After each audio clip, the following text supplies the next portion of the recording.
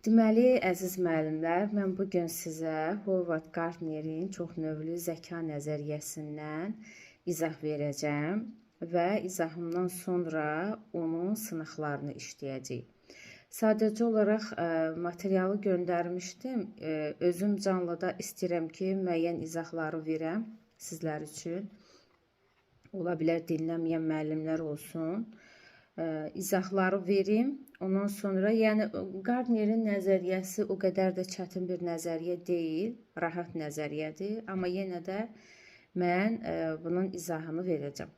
Deməli, əziz müəllimlər, çoxnövlü zəka nəzəriyyəsinin banisi Howard Gardnerdir.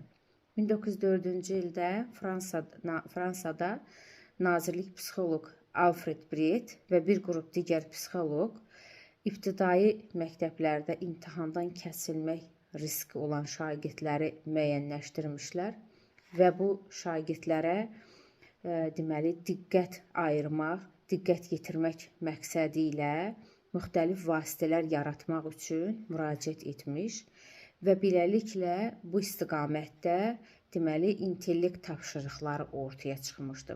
Və bu hadisədən 80 il sonra Howard Gardner bu fikirləri araşdırmış və intellektin 7 növ olduğunu ortaya çıxarmış.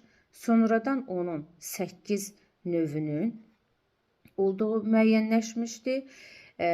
İndi isə 9 növdə olduğu da deyilmişdi. Yəni burada 9-cu intellekt haqqında kitabda yoxdur. Mən onun haqqında da sizə məlumat verəcəm. Yəni, ola bilər, haradasa rastınıza çıxarsa, ola bilər müəyyən, deyək ki, çaşdırıcı bir məqam kimi ortaya qoyarlar və s. Yəni, onun haqqında da, o 9-cu intellekt haqqında da məlumat verəcəm.